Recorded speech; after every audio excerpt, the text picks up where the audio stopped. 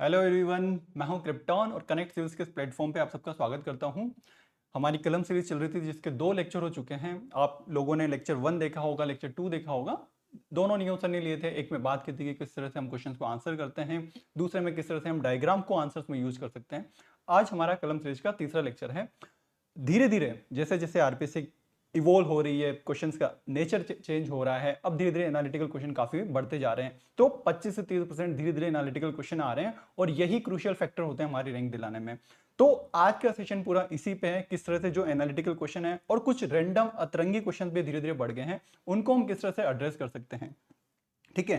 तो अक्सर जो बच्चे होते हैं उनका यही डाउट होता है कि यार सर, जब भी इस तरह के क्वेश्चंस आते हैं हमारा तो दिमाग चौक हो जाता है, समझ में ही नहीं आता क्या करें। ठीक है, दिमाग बंद हो जाता है, पॉइंट ही याद नहीं आते हैं कि सर क्या क्या लिखना है, इंट्रो कंक्लूजन नहीं बन पाता है ऐसे क्वेश्चंस में। और सर बाकी सब तो लोग बोलते हैं कि सर फैक्ट फैक्ट फैक्ट भरो। क्या फैक्ट भरने से काम हो जाता है एनालिटिकल क्वेश्चन में, या कुछ और भी अप्रोच हमें जरूरत पड़ती है? और क्या सर इस बार जो 262 की कट ऑफ गई थी, क्या उसके पीछे एक मेजर रीजन ये था कि आप लोगों ने किस तरह से एनालिटिकल क्वेश्चन को आंसर किया? इन सारी चीजों पे बात करेंगे।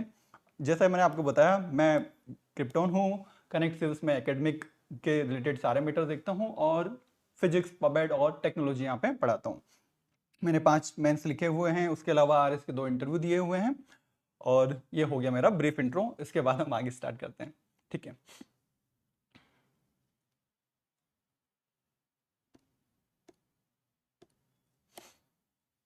तो आरपीएससी बदलाव की, यूपीएससी की तरफ बदलाव कर रही है। ठीक है। और टॉपर्स लोगों ने भी धीरे धीरे अपने आंसर चेंज कर दिए हैं, जो हम टॉपर्स की कॉपीज में अक्सर देखते हैं। ठीक है। तो अभी तक आपने क्या सीखा? अभी तक आपने ये सीखा कि क्वेश्चन को एड्रेस करते समय क्या चीजों का ध्यान रखना पड़ता है। अभी तक आपने सीखा कि यार क्वेश्चन जब पढ़ रहे हैं तो वहीं पे अंडरलाइन कर दे लेना है। जब भी हम आंसर करते हैं तो उसके जो सारे सब पार्ट होते हैं क्वेश्चन के, वो हमें आंसर करने की जरूरत होती है। पॉइंट फॉर्मेट को हमें प्रीफर करना होता है, और जो भी हमारे बुलेट पॉइंट है, जो भी हमारे कीवर्ड्स होते हैं, उनको या तो बॉक्स में या किस तरह से भी हमें हाईलाइट करके दिखाना है। ये आप अभी तक पढ़ चुके हो और ये बेसिक फ्रेमवर्क हमारा रहने वाला है।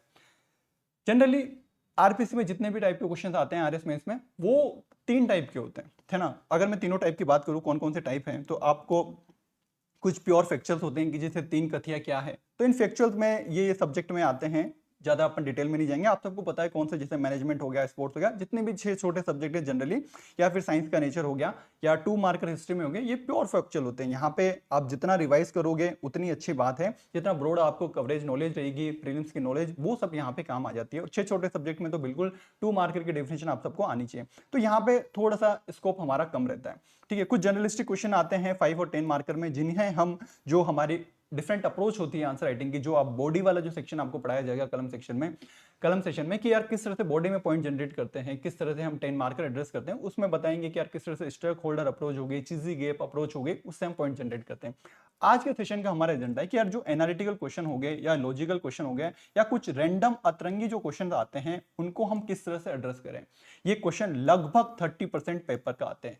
अब मैं इसको एक मोटा मोटा रफ आइडिया बता देता हूं। जैसे कि मान लो इस बार की 262 कट ऑफ है।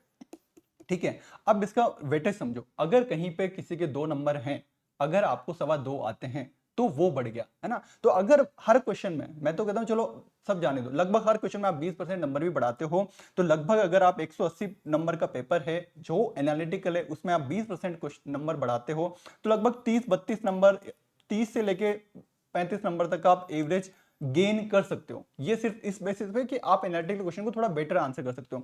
पहले आरपीएससी में थोड़ी वेरिएबिलिटी ज्यादा होती थी, किसी क्वेश्चन में 2 मिल गए, किसी में सेम बंदे को 4 मिल गए, लेकिन आरपीएससी ने भी इवॉल्व होते हुए अब वो वेरिएबिलिटी खत्म कर दी है। ऐसा सुनने में आता है कि यार एक प्रोफेसर एक ही क्वेश्चन को चेक करता है, तो 2 के 2.25, 2.5 इस तरह से जा सकते हैं। तो अभी आप लोगों के पास वो जो है कि किस्मत का रोल तो है, लेकिन आपके पास अपने मेहनत का एनालिटिकल क्वेश्चन को किस तरह और बेटर कर सकते हैं, तो वो 2 से 2.25, 2.5 जाने की जो है, वो इस सेशन में हम सीखेंगे। ठीक है। तो आगे बढ़ते हैं।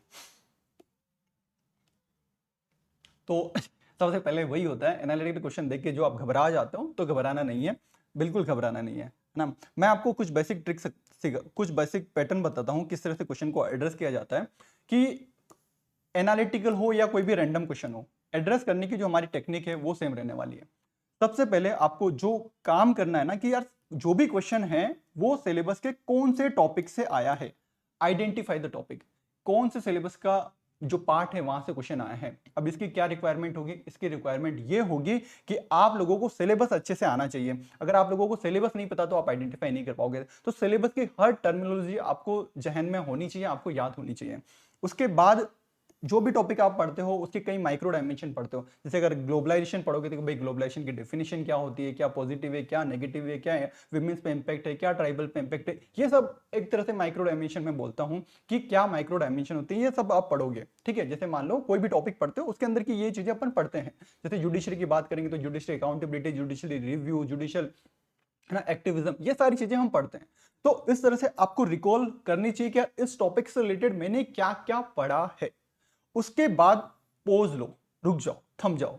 उसके बाद जो भी आपके थॉट्स है उस क्वेश्चन को पढ़ो, है ना। उसके बाद अपने जो आपके थॉट्स हैं उनको अरेंज करो एक अच्छे फॉर्मेट में कि यार इस क्वेश्चन के अकॉर्डिंग कौन सा फॉर्मेट होगा। क्या मुझे टेबल बनानी है, क्या मुझे 2 या 3 पार्ट में आंसर करना है। तो अपने जो आंसर है उसको एक स्ट्रक्चर दीजिए। इसके लिए जरूर क्वेश्चन पढ़ते हैं टूट के नहीं पढ़ना है। थोड़ा सा अभी शुरू में हो सकता है 8-10 सेकंड लगे, धीरे धीरे 1-2 सेकंड में आपको वो स्ट्रक्चर बनाना सीख जाओगे। तो ये होता है। उसके बाद सिंपल सी चीज है, जो आपने माइक्रो डायमेंशन होगी, क्वेश्चन का नेचर है, उसके हिसाब से आपको डिमांड को मीट करते हुए क्वेश्चन को एड्रेस करना है। और जब भी हम क्वेश्चन को एड्रेस करेंगे तो हमें क्वेश्चन को तोड़ना है। ब्रेक ब्रेक ब्रेक, क्वेश्चन को जितना तोड़ेंगे हम बहुत अच्छा आंसर लिख पाएंगे। ठीक है, हर पार्ट को हम अच्छे से आंसर करके बता पाएंगे। उसके बाद हमें उनको कनेक्ट करने की जरूरत होती है। जो भी हमने आंसर हमारा बनाया, हमारे थॉट प्रोसेस है, उनको हम क्वेश्चन की डिमांड के अनुसार हम कनेक्ट करने की कोशिश करेंगे। तो ये बेसिक अप्रोच है जो हमें रैंडम क्वेश्चन हो गए, एनालिटिकल क्वेश्चन हो गए, वहां पे यूज करनी है। ठीक है, अब ये चीज हमारी लाइफ में भी काम आती है, पर वो कभी किसी सेशन में हम देखेंगे, है ना। आगे बढ़ते हैं। तो कुछ रैंडम क्वेश्चन जो जनरली छोटे सब्जेक्ट में देखने को मिले थे, है ना, उन्हें हम किस तरह से आंसर कर सकते हैं। ठीक है, तो उन पे 1-2 के रैंडम क्वेश्चन की प्रैक्टिस करते हैं, 3-4 अपन एनालिटिकल क्वेश्चन की प्रैक्टिस करेंगे। इस तरह हमारे सेशन को हम यूटिलाइज करने की करेंगे। जैसे एक क्वेश्चन आया था ये स्पोर्ट्स एंड योगा में कि जन्मौषधि मंत्र तप समाधि जहां सिद्ध है का उद्भव योग सूत्र के किस पद से है, इसमें प्रयुक्त अवयवों की विवेचना कीजिए, है ना। एलोबरेट करना है इसमें जो जो चीजें हैं, सिंपल सी चीजें। अब जनरली ये क्वेश्चन दिखने में बड़ा टफ लग रहा है, तो एज नॉर्मल क्या हमारा प्रोसेस होना चाहिए? हमारा प्रोसेस यही होना पड़ेगा कि हमें आइडेंटिफाई द टॉपिक, ये स्पोर्ट्स योगा के सिलेबस के अंदर कौन से टॉपिक से है। तो ये मुझे पता है कि योगा से है। ठीक है, अब योगा से इसके बाद क्या माइक्रो डायमेंशन है, योगा के अंदर मैंने क्या क्या पढ़ा है।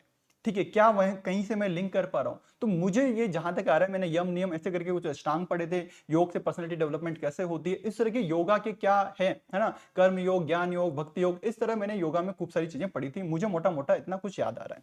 क्या मैं उनको यहाँ यूज कर सकता हूँ? अभी तक मुझे ऐसा कुछ दिखा नहीं कि योग सूत्र है तो मतलब पतंजलि की बात हो रही है, तो मतलब मैं अष्टांग या पतंजलि से लिंक करके आंसर करने की कोशिश करूंगा। ठीक है, योग सूत्र है तो पतंजलि अष्टांग से मैं लिंक करने की कोशिश करूंगा। बाकी वही अप्रोच कि break break break, connect connect connect. तो यहां पे अगर ब्रेक करने की कोशिश करूंगा तो ये तो यहाँ पे एक संस्कृत का वाक्य उद्भव दे रखा है, तो इसको मैं ब्रेक करूंगा तो सिंपल सा मैं इसको यहाँ पे संधि विच्छेद करने की कोशिश करूंगा। आपकी जो पेपर 4 की संधि विच्छेद है वो यहाँ पे भी काम आएगा। ठीक है, तो मैं मोटा मोटा करता हूं कि जन्म, औषधि, मंत्र, तप, समाधि, ठीक है, सिद्ध है। सिद्ध है मतलब संस्कृत में सिद्धि जो होती है। ठीक है, तो अब मैं इसको आंसर करने की कोशिश करूं तो जनरली मेरे को समझ में नहीं आ रहा क्या है कि, पर मैं इसको मोटा मोटा ऐसे समझू कि यार लास्ट में सिद्ध है कि मतलब सिद्ध है मतलब सिद्ध होता है।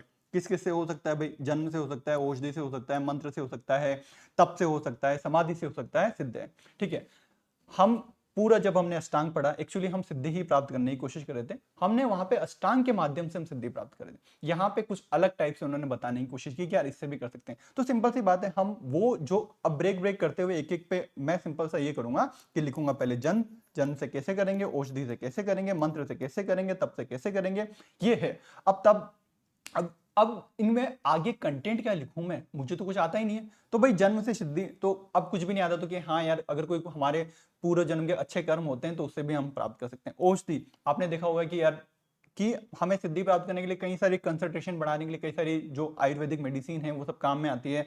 कुछ पुराने शास्त्रों में ये मिलता है कि है ना, ओल्ड एज को यंग बन जाते हैं, वो सारी तो मतलब औषधि के बारे में भी कुछ कुछ लिख देंगे। मंत्र से किस तरह सिद्धि आ सकती है, एक दो मंत्र आप लिख सकते हो, किसी का नाम लिख सकते हो, चलो मुझे कुछ याद नहीं आता, मैंने लिखा ये गायत्री मंत्र ये सब एक्सेट्रा हमें हेल्प करते हैं। ठीक है, तप की बात करेंगे, तप का मतलब क्या होता है, अपने सेंसेस को, अपने इंद्रियों को कंट्रोल रखना, तो उस पर अपन लिख देंगे। समाधि का मतलब फोकस बढ़ाना, इस तरह लिख देंगे। और सिद्ध मतलब सिद्धि बोलो या अल्टीमेट एम बोलो या जो हमें प्राप्त होता है। एग्जैक्ट आंसर पे मैं नहीं जा रहा हूं, मैं क्या जा रहा हूं कि इसमें मुझे क्या समझ में आया बेसिकली, और मैं इसको कैसे आंसर करता, जो मेरे शायद मैं इसको डर के जो 5 में से 0 लेके आता, क्या मैं वहां पे एक डेढ़ नंबर के लिए फाइट मार सकता हूं, वो मेरा एम है। अब चलो कंक्लूजन की बात करेंगे, मुझे कुछ नहीं पता, तो मैं सिंपल सा कंक्लूजन, चलो जो मैं जनरली योगा के लिए लिखता उससे मैं इसका कंक्लूजन लिख पाऊंगा। तो मैंने क्या किया, मैंने वही अप्रोच रखा है कि यार एक सिलेबस का टॉपिक आइडेंटिफाई किया, मैंने उससे ब्रेक माइक्रो डायमेंशन आइडेंटिफाई करने की कोशिश करी, फिर क्वेश्चन को मैंने तोड़ा, अलग अलग अपनी डिमांड के हिसाब से एड्रेस किया, और लास्ट में कंक्लूजन जो मेरी नॉलेज के हिसाब से मुझे याद आ रहा था वो बनाने की मैंने यहाँ पे कोशिश की है। ठीक है, अब जैसे एक क्वेश्चन वापस से वही रैंडम क्वेश्चन था, है ना, mention the form of the cultural flow discuss by the Arjun Appadurai regarding the global society. Arjun Appadurai द्वारा वैश्विक समाज के संदर्भ में उल्लेखित सांस्कृतिक प्रवाह के स्वरूपों का उल्लेख कीजिए। अब ना मैंने कभी अर्जुन अप्पूदुराई का नाम सुना, भाई मैंने बिल्कुल नहीं सुना, सांस्कृतिक प्रवाह का उल्लेख कर रहे हैं, लेकिन क्या out of the syllabus question आएगा क्या, बहुत रेयर है। ठीक है, मैं ये कोशिश करता हूं कि यार ये सवाल सिलेबस के कौन से टॉपिक्स हैं। अब सोशियोलॉजी का तो पेपर है, सोशियोलॉजी में सोचते हैं कि कहां से है, कि एक तो कल्चरल फ्लो लिखा हुआ है, अर्जुन अप्पूदुराई नहीं पता, ग्लोबल सोसाइटी। ठीक है, तो कल्चरल चेंज का एक टॉपिक है जिसमें अलग अलग दे रखेंगे किस तरह चीजें चेंज होती है, संस्कृताइजेशन वेस्टर्नाइजेशन एक ये है, और रिगार्डिंग ग्लोबल सोसाइटी। जब ग्लोबल सोसाइटी आ गई तो मुझे थोड़ा सा मेटर मोटा मोटा आइडिया लग गया कि यार ये टॉपिक कहां से है, ये ग्लोबलाइजेशन वैश्वीकरण से ये टॉपिक है। ठीक है, ये वैश्वीकरण से मेरा क्वेश्चन आया हुआ है। अब वही मैं क्या करूंगा, आइडेंटिफाई द टॉपिक, मैंने ग्लोबलाइजेशन कर दिया, अब मैं रिकॉल करने की कोशिश करूंगा कि यार मैंने क्या पढ़ा ग्लोबलाइजेशन में, तो मुझे याद आएगा कि यार मैं ग्लोबलाइजेशन की कुछ डेफिनेशन पढ़ता था, है ना, और डेफिनेशन पढ़ता था, उसके अलावा मैंने इम्पैक्ट अपन सब चीजें पढ़ते थे। अब फ्लो की जब अपन बात करते हैं, क्या पढ़ते थे हम, डेफिनेशन में क्या पढ़ते थे, है ना, मुझे नहीं पता ये क्वेश्चन क्या है, इसमें कल्चरल फ्लो पूछ रहा है कि फॉर्म, तो मतलब कुछ फॉर्म है, मतलब 2 3 4 5 6 टाइप, कुछ भी टाइप हो सकते हैं, मुझे नहीं पता कितने टाइप के। तो मुझे तो सिंपल से ग्लोबलाइजेशन की डेफिनेशन याद आएगी, मैं डेफिनेशन में क्या बोलूंगा, किसका फ्लो होता है ग्लोबलाइजेशन में, कि आइडियाज का फ्लो होता है, कल्चर का फ्लो होता है ना, टेक्नोलॉजी का फ्लो होता है, पीपल्स का फ्लो होता है, ट्रेड का फ्लो होता है, ये सारी चीजें मुझे याद आ रही है। ठीक है, तो मैं जितना मेरी नॉलेज है मैं इसी को यूटिलाइज करते हुए यहाँ पे लिखने की कोशिश करूंगा। मुझे नहीं पता क्या है, मैं यहाँ पे कल्चरल फ्लो लिखूंगा, ठीक है, यहाँ पे 1 पॉइंट लिखूंगा, फिर यहाँ पे 2 पॉइंट लिखूंगा कि ट्रेड इनफ्लो हो रहा होगा, ट्रेड फ्लो हो रहा होगा, पीपल फ्लो हो रहा होगा, ट्रेडिशन फेस्टिवल, ऐसे करके 4-5 पॉइंट लिख दूंगा मैं। ठीक है, यहाँ पे कंक्लूजन का कोई सेंस बनता नहीं है, मुझे नहीं पता है क्या इसका एग्जैक्ट आंसर, बट मैं इसको डर के अगर 0 अर्जुन अप्पूदुराई का नाम सोच के 0 आंसर लेके आऊं, उससे बेटर है कि मैं कुछ लाने की यहाँ पे कोशिश करूं। ठीक है, आंसर देखते हैं हम, इसका आंसर क्या आया है, क्या होगा। मैंने गूगल किया, इसका आंसर कुछ अलग से गूगल करके जब अपन देखेंगे कि क्या होता है, तो इन्होंने भी वही डेफिनेशन दे रखी थी अर्जुन अप्पूदुराई ने, कि यार ये जो ग्लोबल कल्चर ऑफ फ्लो होता है, ये लोगों का, आर्टिफैक्ट का, आइडियाज का बाउंड्रीज, जो नेशंस की बाउंड्री होती है उनके पार आदान प्रदान होता है। ठीक है, उन्होंने 5 डायमेंशन बताई थी, अपने पास 5 6 जो भी अपन लिख के आएंगे, अपन एग्जैक्ट ये नहीं लिखेंगे 5 डायमेंशन 6 है, अपन बस अलग अलग बना के तीर बना के लिख देंगे। इन्होंने बताया एथनोस्केप, टेक्नोस्केप, फाइनेंस, मीडिया, आइडियो, मतलब कुल मिला के एथनो मतलब पीपल का मूवमेंट हो रहा है, टेक्नोलॉजी का हो रहा है, बिजनेस का हो रहा है, इंडस्ट्री का हो रहा है, आइडियाज का हो रहा है, कुल मिला के चलो मुझे ये 5 टर्म न भी याद आई, लेकिन मैंने लिखा तो वही ना। तो मैं अगर डर के ये सवाल छोड़ देता, डर के मैं इसको ढंग से आंसर नहीं करता तो नहीं, लेकिन मुझे पता है, अगर मुझे सिलेबस का टॉपिक पता है, मुझे माइक्रो डायमेंशन पता है, तो मैं इसको आंसर कर सकता हूं। ठीक है, तो ये तो इस तरह से कुछ हम रैंडम क्वेश्चन की अपन ने प्रैक्टिस कर ली कि रैंडम क्वेश्चन को इस तरह से हम एड्रेस कर सकते हैं। अब चलते हैं थोड़े से एनालिटिकल क्वेश्चन पे, जो एनालिटिकल क्वेश्चन आते हैं उनको हम किस तरह से एड्रेस करेंगे। ठीक है, जैसे कि ये क्वेश्चन है ना, ये क्वेश्चन है कि continuity of culture is a unique feature of Indian civilisation which is unparalleled in world civilisation. आपको सबको बताया कि अंडरलाइन करना है, यूनिक फीचर है, unparalleled world civilisation, continuity of culture. Main चीज क्या है, कंटिन्यूटी ऑफ कल्चर। विश्व की संस्कृतियों में भारतीय संस्कृति की जो निरंतरता है वो एक अनन्य विशेषता है, व्याख्या कीजिए। ये 10 मार्कर का आया था इसी साल 2023 का क्वेश्चन है। आप 1 मिनट का पॉज लीजिए, है ना, कि पहले आइडेंटिफाई कीजिए कि सिलेबस के कौन से टॉपिक से है, ठीक है, उसके बाद उसमें क्या क्या लिख सकते हैं। अगर मैं इस क्वेश्चन को सोचने की कोशिश करूं तो मुझे समझ में आएगा कि कोई पर्टिकुलर टॉपिक नहीं है, तो पूरे सिलेबस का टॉपिक है।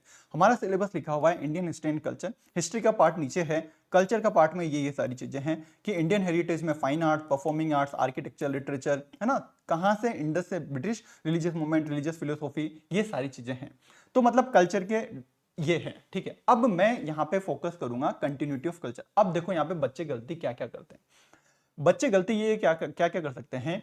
एक चीज है यहाँ पे कंटिन्यूटी ऑफ कल्चर बतानी है कि जो भारत की संस्कृति का यूनिक फीचर है और जो बाकी देशों में देखने को नहीं मिलता है, ठीक है। क्वेश्चन की लैंग्वेज इस तरह से, कई बच्चे गलती क्या करेंगे, 50-50 कर देंगे। 50-50 क्या कर देंगे, 50% इंडिया का कल्चर में कंटिन्यूटी दिखाएंगे, 50% वर्ल्ड की सिविलाइजेशन में दिखाएंगे कि यार देखो वहां पे कंटिन्यूटी नहीं है। But this is the wrong approach, ये गलत अप्रोच है। यहाँ क्वेश्चन चलो ठीक है इस तरह से फ्रेम है, आपका क्या होना चाहिए, 80 से 85% आप कंटिन्यूटी की बात करोगे इंडियन कल्चर में, 15% एक दो तीन लाइनें आप क्या बात करोगे कि विश्व में ये जनरली देखी नहीं जाती है, वहां पे ये है। यहाँ पे मेन फोकस हमारा यहाँ पे ये होना चाहिए, है ना। अब कुछ कुछ क्या कर सकते हैं, यूनिक फीचर्स लिखने लग जाएंगे, है ना, कि ये इंडियन सोसाइटी की यूनिक फीचर है। इस तरह नहीं करना है हमें। क्वेश्चन को, ये जो कॉमन मिस्टेक होती है ये अवॉइड करनी है। मैं आपको यहाँ पे 3 आंसर दिखाऊंगा, तीनों लोगों ने अलग अलग दिखे, ठीक है। उसके बाद हम कोशिश करेंगे कि इस तरह इसका आइडियल आंसर होता, ठीक है। जैसे कि एक मैंने हमारी टीम से, जो हमारी टीम बहुत बड़ी टीम है, उसमें से बनवाने की कोशिश करी कि यार आप इस क्वेश्चन को आंसर कीजिए।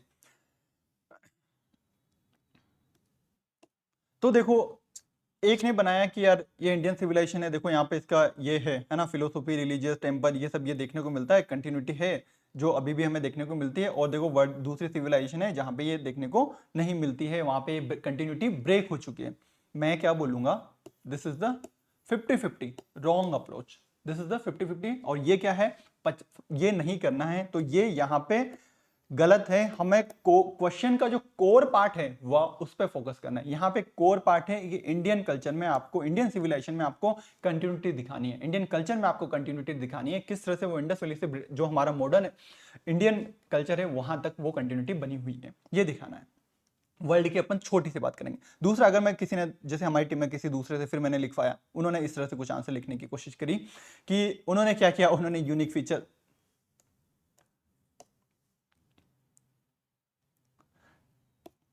उन्होंने क्या किया, उनको जो समझ में आया उन्होंने यूनिक फीचर्स लिख दिए कि ये यूनिक फीचर है और देखो ये यूनिक फीचर से यहाँ पे कंटिन्यूटी देखने को हमें मिल रही है, एक टेबल बना दी, ठीक है। पर ये भी नहीं है, ये बात ही, ये तो एक लाइन की बात है कि ये बाकी जगह नहीं दिखता, ये यूनिक फीचर है, ये कंटिन्यूटी यूनिक फीचर है। ऐसा नहीं बताना कि वो सारी यूनिक है, ये कंटिन्यूटी यूनिक है जो वहां पे बाकी जगह पे देखने को नहीं मिलती। तो ये भी क्या है, गलत अप्रोच है। जो राइट फॉर्मेट की मैं बात करता हूं वो यहाँ पे भी नहीं मिला। फिर हम तीसरे आंसर पे चलते हैं। ये भी लिखा, ठीक है। उन्होंने बताया कि एक अच्छा सा इंट्रो करने की कोशिश में मदर ऑफ ऑल सिविलाइजेशन लिखा, है ना, due to its adaptability and वसुदेव कुटुंबकम, ये लिखा।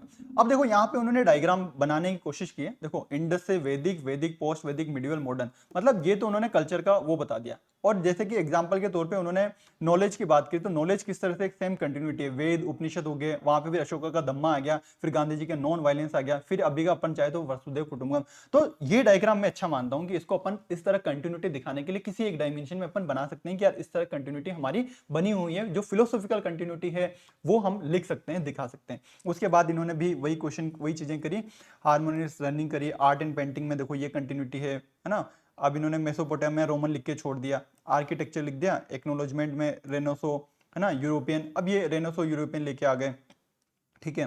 एमेलगेमेशन, nature of acceptance, reflection of our own culture, walking, ठीक है। इन्होंने जो भी लिखा, मैं स्टिल नॉट सेटिस्फाइड, मैं नहीं हूं इससे सेटिस्फाइड, आई एम नॉट, एक मिनट क्या हो गया, हाँ। तो इससे अब मजा नहीं आ रहा, ठीक है। तो इसे अभी क्या समझ में आया इसको कि यार क्वेश्चन को बच्चे क्या गलती कर रहे हैं, उनको क्वेश्चन की अंडरस्टैंडिंग ही नहीं है, कौन से पार्ट को ढंग से आंसर करना है, कौन से पार्ट को कम बताना है, ठीक है। मल्टीपल डायमेंशन वो आज भी यूज नहीं कर रहे हैं, एग्जाम्पल अभी भी यूज नहीं कर रहे हैं, अपनी एग्जिस्टिंग नॉलेज को तो भूल ही जा रहे हैं। भाई अचार डालोगे, इतना सब पढ़ते हो, इतने सालों से पढ़ते हो, उसको यूज करना है, ठीक है। तो थोड़ा सा आंसर करते टाइम पे स्कोप थोड़ा सा थोड़ा चौड़ा कीजिए, कहाँ डायग्राम ऐड कर सकते हैं, कहाँ इंट्रोडक्शन यूज कर सकते हैं, अपने नॉलेज को कहाँ यूज कर सकते हैं। तो ये जो टेक्निक गलत है तो फिर इससे इतने से ही नंबर आएंगे, बहुत कम नंबर आएंगे। आपका ये 10 मार्कर का भी होगा और हार्डली ये 1 या 2 नंबर आएंगे, ठीक है।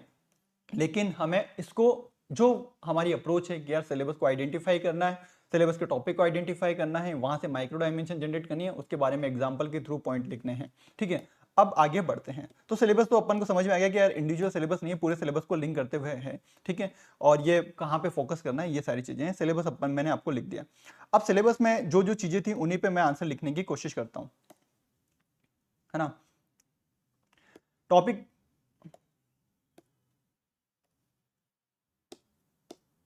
टॉपिक आइडेंटिफाई कर लिया, क्या है तो पूरे सिलेबस का है। माइक्रो डायमेंशन क्या हेल्प करती है किसी भी आंसर में। जैसे हमारी जो भरी भरी थाली आती है, हम कहीं जिमने जाते हैं तो मस्त, जब ज्यादातर मालताल होते हैं हमें अच्छा लगता है, देखने को भी अच्छा मिलता है। एग्जामिनर भी जब कोई कॉपी एवेल्युएट करता है तो उसको भी अच्छा लगता है। तो ये यहाँ से माइक्रो डायमेंशन हम सिलेबस से जनरेट करेंगे और हमारी थाली को, आंसर की थाली को अच्छे से भरने की कोशिश करेंगे। फिर हमारे थॉट को स्ट्रक्चर करेंगे, एक आइडियल फॉर्मेट सोचेंगे कि यार ये इस तरह से अपन आंसर करेंगे। फिर क्या कहीं पे डायग्राम ऐड कर सकते हैं, इंट्रो कंक्लूजन में क्या कुछ एक्स्ट्रा अपन लिख सकते हैं, कोई अच्छा सा इंट्रो कंक्लूजन लिख सकते हैं। और ये सब स्ट्रक्चर करते हुए हम प्रेजेंटेशन का ध्यान रखेंगे कि प्रेजेंटेशन अच्छा होगा, ठीक है। आपने सबने देखा होगा समोसे खाने, अभी कभी हम जाते हैं समोसे में तो कोई है ना जला सा, है ना, जिसमें ऑयल ऑयल ऊपर से दिखता रहो, हमारा खुद का मन नहीं करता, ठीक है। पर कोई नीट एंड क्लीन, भली से अंदर कुछ भी हो, फीलिंग फीलिंग तो इंपॉर्टेंट करती है, बट शुरू शुरू में बाहर से दिखना भी ज्यादा जरूरी है, ठीक है। तो समोसे की मैं बात करूंगा तो समोसे अगर बाहर से अच्छा लगता है तो खाने का मन करता है, मतलब पढ़ने का मन करता है। उसके बाद अंदर की फीलिंग, जितनी वेराइटी, जितनी दो चार चीजें ज्यादा होगी, थोड़ी अच्छी लगेगी, ठीक है। तो जैसे समोसे में वो एक गाना है, समोसे में आलू वाला, ठीक है, उसके पीछे का आप ऐड कर लेना। लेकिन कंटेक्स्ट ये है कि हमें हमारे समोसे को बाहर से अच्छा भी दिखाना है और साथ में क्या करना है, उसके अंदर की फीलिंग है उसको भी अच्छा करना है, ठीक है। तो मतलब हमें हमारे माइक्रो डायमेंशन को यूज करना है। तो वही चीज करेंगे, break break break, connect connect connect, ये करने की हम कोशिश करेंगे। तो कल्चर में जो सिलेबस का पार्ट है मैं उसी को यूज करता हूँ। कल्चर में आपने फाइन आर्ट्स लिखा हुआ है, परफॉर्मिंग आर्ट लिखा हुआ है, लिटरेचर लिखा हुआ है, आर्किटेक्चर है, रिलीजियस मूवमेंट है। तो बस ये है, इन पे अपन लिंक करते हुए लिखते चलेंगे। दो डायग्राम मुझे जो भी हमारी टीम में संध्या में उन्होंने बनाए अच्छे ये लगे तो इनको हम यूज कर सकते हैं। तो फाइन आर्ट्स में क्या क्या आता है भाई, फाइन आर्ट्स में क्या क्या आता है उसके बारे में 2-3 पॉइंट लिख देंगे। परफॉर्मिंग आर्ट में क्या क्या आता है, लिटरेचर में 2-3 पॉइंट लिख देंगे, आर्किटेक्चर में। और इस तरह से हम कंटिन्यूटी दिखाने की कोशिश करेंगे। ये तो चलो सिलेबस का पार्ट है, खुद हम हमारा दिमाग भी लगाने की कोशिश करेंगे, कुछ और सोचेंगे और कल्चर में क्या पार्ट होता है, ठीक है ना। कल्चर में सिर्फ यही कल्चर नहीं आता, हमारा क्या ट्रेड कल्चर किस तरह का रहा हुआ है, बिजनेस कल्चर किस तरह का रहा हुआ है, हमारे साइंटिफिक थॉट का कल्चर किस तरह रहा हुआ है, हमारी फिलोसॉफी का कल्चर क्या रहा हुआ है, वो सारी चीजें भी हम देखने की कोशिश करेंगे।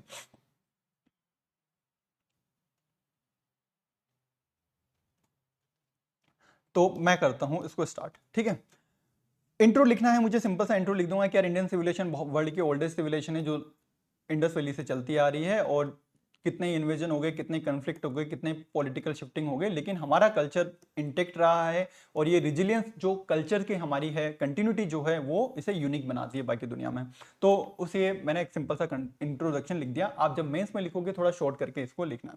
ये आंसर आपको बड़ा दिखेगा क्योंकि ये आपको समझाने के लिए कि यार इतने पॉइंट भी अपन लिख सकते थे, आपको शॉर्ट में सारे पॉइंट लिखने हैं, ठीक है। वही सिलेबस की चीजें हैं। आर्किटेक्चर के तौर पे मैं लिखना चाहूँ कि यार देखो अब मैं वापस वही यूज करूंगा, इंडस सिविलाइजेशन से ब्रिटिश तक मुझे कुछ कुछ कि यार हड़प्पा के जो है ना, हड़प्पा में जो हमें देखने को मिलता है कि ड्रेनेज सिस्टम हो गया, ये सब चीजें हो गया, है ना, वो सब आज भी हमें हमारे गांवों में, शहरों में देखने को मिलता है।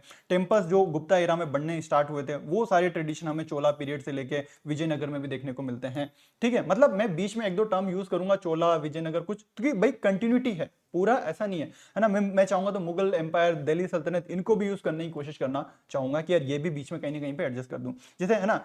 ये हो गया। तो आर्टिस्टिक की मैं बात करूं, पेंटिंग, अब आर्टिस्टिक में क्या आ जाएगा, जो आर्ट लिखा हुआ, फाइन आर्ट लिखा हुआ है, उसमें क्या आ जाएगा, आपके डांस आ जाएंगे, ठीक है, डांस फॉर्म आ जाएंगे, उसके अलावा आपके पेंटिंग्स आ जाएंगे, ठीक है। तो ये चीजें हम लिखेंगे भाई। अजंता पेंटिंग, अब पेंटिंग्स में चाहो, अब देखो पेंटिंग में, चलो मुझे कुछ याद नहीं आ रहा, तो भाई रॉक, जो रॉक पेंटिंग होती थी वो आज भी हमें जो ट्राइबल्स की पेंटिंग होती है वहां पे मिलती जुलती लगती है, वो अभी भी है ना, ट्राइबल्स की पेंटिंग होगी, वहीं पे आपको वो एरो वेरो नॉर्मल देखने को मिलेंगे। तो वैसे अपन कंटिन्यूटी कर सकते हैं, है ना। या फिर जो हम सबसे फेमस पेंटिंग जो अजंता पेंटिंग इनकी बात करते हैं, तो इनको फिर अपन किस तरह से, ये ही ट्रेडिशन कंटिन्यू रहा, राजपूत, मुगल, है ना, या मॉडर्न पेंटिंग जो हमें वहां पे भी ये ट्रेडिशन हमें देखने को मिलता है। क्लासिकल डांस, जो कहाँ से सब नाट्य शास्त्र से जनरेट हुए, वो कंटिन्यूटी हमें आज भी जब कथक की बात करते हैं, भरतनाट्यम की बात करते हैं, वो हमें देखने को मिलती है। तो मैंने कुछ नहीं किया, मैं तो सिंपल सा सिलेबस में जो हमारे टॉपिक है उनमें तोड़ तोड़ के लिखे जा रहा हूं। मैं कोई अपना ज्यादा कोई दिमाग नहीं लगा रहा, मैं जरूर अपनी नॉलेज यूज कर रहा हूं जो मैंने पढ़ा है उस हिसाब से।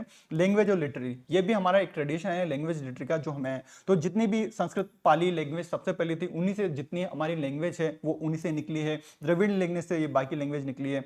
रामायण महाभारत जो उस टाइम पे कंपोज हुए थे बहुत पहले, वो भी आज भी पढ़े जाते हैं, टेलीविजन पे दिखाए जाते हैं। तो ये क्या है, एक कल्चर की कंटिन्यूटी है।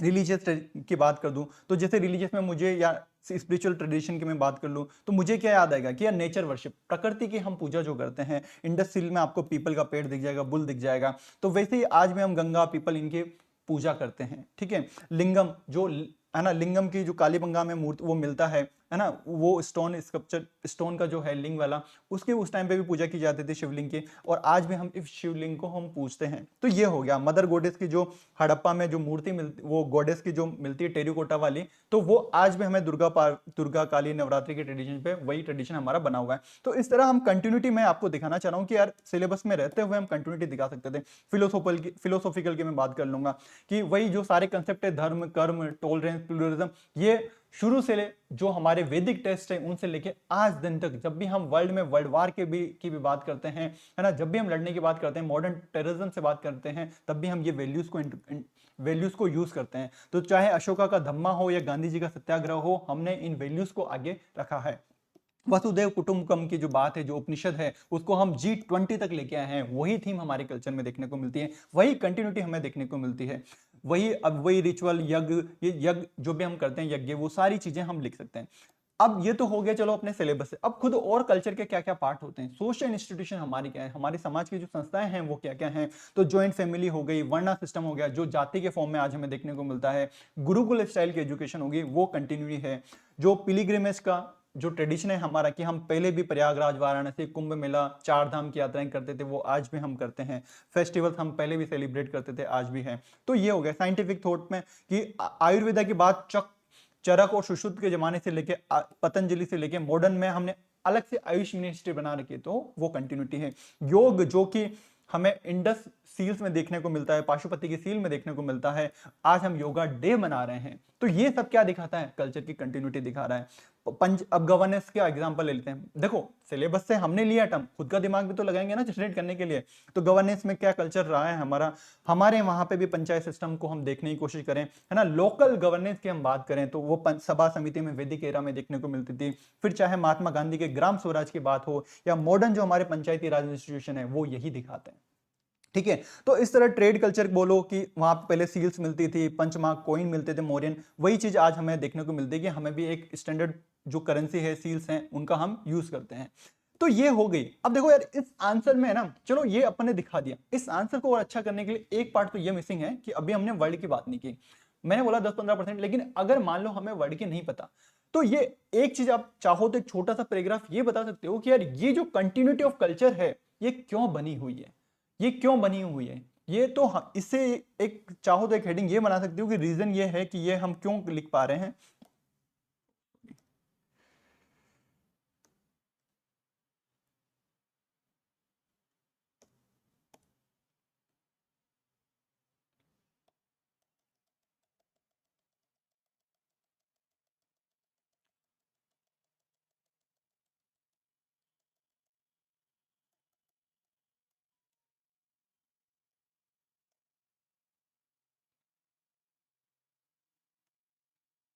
तो हम ये लिख सकते हैं कि यार ये जो कंटिन्यूटी ऑफ कल्चर जो बाकी जगह पे देखने को नहीं मिलती है, हमारे यहीं पे जो देखने को मिलती है, तो उसका भी रीजन हम चाहें तो लिख सकते हैं कि हमारा जो कल्चर का नेचर है वो डायनामिक है, एडाप्टिव है, हम एडाप्टिबिलिटी हम तुरंत ग्रहण करते हैं, फ्लेक्सिबल है, ठीक है। तो चाहे जितने भी रिफॉर्म मूवमेंट हुए हो, चाहे जैनिज्म हो, बुद्धिज्म हो, है ना, इन्होंने जिस तरह से कल्चर को चेंज करने की कोशिश की, तो कोर फीचर जो हम बोलते हैं वो बनाए रखे, लेकिन उसके बाद उन्होंने चेंज करनी, भक्ति मूवमेंट हो, सूफी मूवमेंट हो, तो ऐसा करके हम लिख सकते हैं कि हमारा जो कल्चर है ना वो एडाप्टिव रहा है, ठीक है। तो ये लिख सकते हैं। तो जो हमारे एडेप्टेबिलिटी की फीचर है, तो उसी की वजह से चाहे कितने ही फॉरेन इन्फ्लुएंसेस हो गए, हमने हमारी कोर आइडेंटिटी को रखा है। ये आंसर आपको मैंने बड़ा दिखाने के लिए, बट आपको बता रहा हूं किस तरह से इसको आंसर करना था।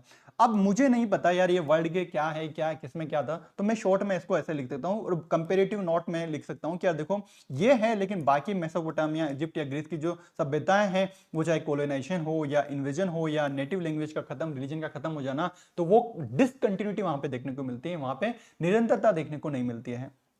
ठीक है, तो ये हमारी है, तो डायनामिक नेचर हो गया और ये अडेप्टेबिलिटी, मतलब ये एक ही चीज है ना, इनको हम लिख सकते हैं। मैं आपको बता रहा हूं, एक डायमेंशन बता रहा हूं कि यार ये भी हम ऐड कर सकते थे। और लास्ट में कि यार देखो कि ये सब चीजें हैं जो कल्चर थ्रेड की बात है, सिविलाइजेशन को जो हमारी यूनिक बनाती है, इसको अब मैं कंक्लूजन के तौर पे विकसित भारत की बात करूंगा। विकसित भारत में हम इसको यूज कर सकते हैं कि ये जो है उसको हम विकसित भारत में, एक मिनट,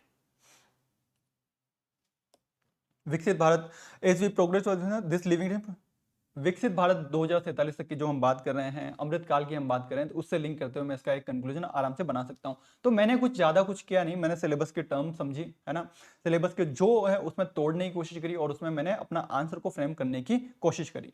ये सिंपल सा तरीका था। एक और क्वेश्चन था है ना, इसी बार का क्वेश्चन है 2023 का, ठीक है, कि पॉलिटी का क्वेश्चन है, identify the distinguishing features of the first phase of the electoral politics in Rajasthan. Rajasthan में चुनावी राजनीति के प्रथम चरण की मुख्य विशेषताओं को चिन्हित कीजिए। कौन से टॉपिक से, सिंपल सा समझ में आ रहा है कि यार ये राजस्थान के टॉपिक है ना, स्टेट पॉलिटिक्स ऑफ राजस्थान, इसी से है पूरा, ठीक है, पार्टी सिस्टम, पॉलिटिकल डेमोग्राफी, ये सब लिखा हुआ है, इस टॉपिक से है। तो एक इंडिविजुअल कोई टॉपिक नहीं है, कंपटीशन की बात करेंगे तो आप बोल सकते हो, या कहीं पे आइडेंटिफाई करने की कोशिश करोगे तो मिल जाएगा कि यहाँ से है, लेकिन पूरे सिलेबस है। अब कहीं जो बच्चे हैं वो गलती क्या करते हैं, सब प्रीलिम्स में पढ़ते हैं कि यार ये इलेक्शन हुआ था, वो इलेक्शन हुआ था, इसमें इतनी सीटें थी, इसमें इतनी पॉलिटिकल पार्टी थी, इसको ये सीटें मिली।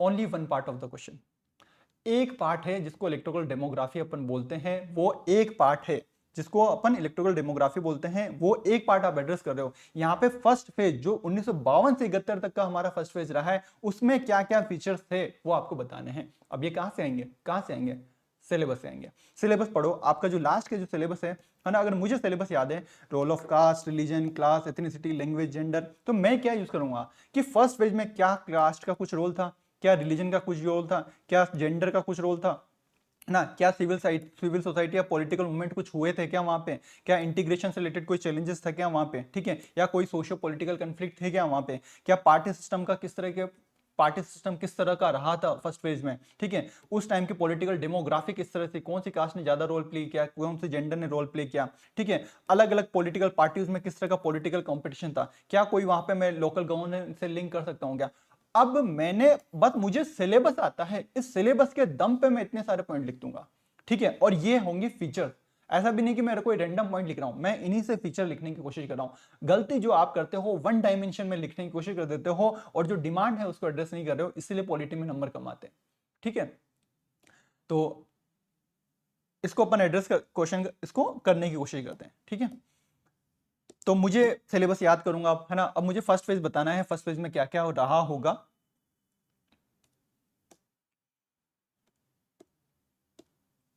ठीक है, तो party system, political demography, political competition, Panchayati Raj, national integrity, social, caste, gender, क्या मैं इनके इर्द गिर्द बात कर सकता हूँ फीचर्स में फर्स्ट स्टेज में जो अलग बनाते हैं इसे। देखो पार्टी सिस्टम की मैं बात करूंगा तो भाई कांग्रेस का डोमिनेंस था है ना, और क्या याद आ रहा है मुझे, मोहनलाल सुखाड़िया का डोमिनेंस था, लीडरशिप रोल थी है ना, कंटिन्यूस रहे थे।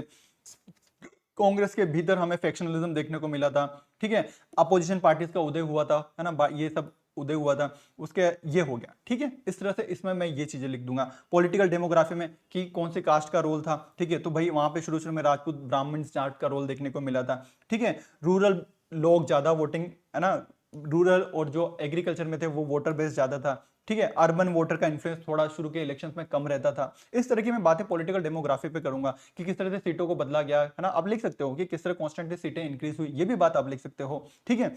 पॉलिटिकल कंपटीशन की बात करूंगा कि किस तरह से कंपटीशन चला था, पहले डोमिनेंस था, किस तरह से जो 1960s का असेंबली का इलेक्शन था वो टर्निंग पॉइंट बना था ना। पंचायती राज, तो भाई इस टाइम पे पंचायती राज का, इसी टाइम फ्रेम में हमारे पंचायती राज आया था, और ये बहुत बड़ा फर्स्ट फेज का एक अचीवमेंट भी है कि पंचायती राज इंट्रोड्यूस हुआ था, ठीक है। सिविल सोसाइटी कोई मूवमेंट नहीं देखने को मिला, है ना। ये है इंटीग्रेशन, भाई हमारा राजस्थान 1956 तक हमारा इंटीग्रेशन हो रहा था, तो हमें इंटीग्रेशन भी हुआ, इसी फर्स्ट फेज में इंटीग्रेशन हमें देखने को मिला। कॉन्फ्लिक्ट देखने को मिलता था शुरू में, प्रिंसली जो स्टेट, प्रिंसली जो राजा महाराजा थे और कांग्रेस की लीडरशिप थी, वहां पे सोशियो पॉलिटिकल कॉन्फ्लिक्ट हमें देखने को मिलता था। तो ये देखो सिलेबस है, सिलेबस में मैंने पॉइंट एडजस्ट करने की कोशिश की है जो मेरी नॉलेज है उसके बेसिस पे, ठीक है। इस तरह पॉइंट जनरेट किए जाते हैं, इस तरह के क्वेश्चंस को आंसर किया जाता है। बाकी तो फिर आप लिख दोगे, तो ये आपको जो क्वेश्चन बैंक मिला हुआ है हमारा, ठीक है, उसमें आप आंसर पढ़ोगे, आपको बहुत समझ में आ जाएगा किस तरह डेमोक्रेसी की तरफ गए, कांग्रेस का डोमिनेंस था, फ्रेगमेंटेड ऑपोजिशन था, ठीक है, विखंडित विपक्ष था, आंतरिक गुटबाजी हमें देखने को मिलती थी, फिर मोहनलाल सुखाड़िया का उदय होता है, राष्ट्रपति शासन लगता है, जाति और समुदाय की अलग अलग भूमिका थी, है ना, ये सब महिलाओं की क्या भूमिका थी, सामाजिक आर्थिक सुधार क्या हमारी प्रायोरिटी थी फर्स्ट फेज में। तो ये है होलिस्टिक अलग अलग डायमेंशन का आंसर। इसमें भी अपन चाहें तो वो जो डेमोग्राफी की बात है वो अपन ऐड कर सकते हैं, किस तरह से कॉन्स्टेंटली पॉपुलेशन के हिसाब से हमने सीट्स बढ़ाते गए वो भी अपन ऐड कर सकते हैं। बट ये है इसका एक्चुअल में अगर जो हम लिखना चाहें आंसर, हम क्या करते हैं, हम लिमिटेड कर देते हैं, हमारी जो स्टेट पॉलिटी की नॉलेज है उसको यूटिलाइज करने की कोशिश करते हैं, ठीक है, नॉलेज है पर उसको सिलेबस में हमें यूज करना है।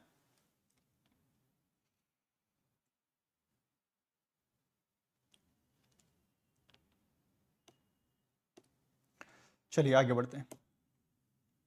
तो इस तरह से हमने बात करी कि यार अभी तक हम, है ना, कि इतना तो समझ में आ गया कि एनालिटिकल क्वेश्चन का बहुत बड़ा रोल है। मैं मोटा मोटा बता देता हूँ कि यार जैसे इसी साल का अगर मैं पेपर वन लेने की कोशिश करूँ तो 123 नंबर के प्योर फैक्चुअल थे और 77 एनालिटिकल थे ओनली पेपर वन में, ठीक है। अब एनालिटिकल क्वेश्चन है, इनको हम किस तरह से, भाई फैक्चुअल है उनके लिए तो हम जितना रिवीजन करें, जितना हम नोट्स को और बेहतर से मेमोराइज करने की कोशिश करें हम लिख सकते हैं, लेकिन जो एनालिटिकल क्वेश्चन है इनमें हम किस तरह से सोच को डेवलप करें, किस तरह से एनालिटिकल रीजनिंग डेवलप करते हैं, किस तरह से प्रैक्टिस करते हैं, है ना, किस तरह से सिलेबस को रटते हैं और सिलेबस से लिंक करने की कोशिश करते हैं उसकी डायमेंशन को, तब हम बेटर अंडरस्टैंडिंग से आंसर लिख सकते हैं, ठीक है।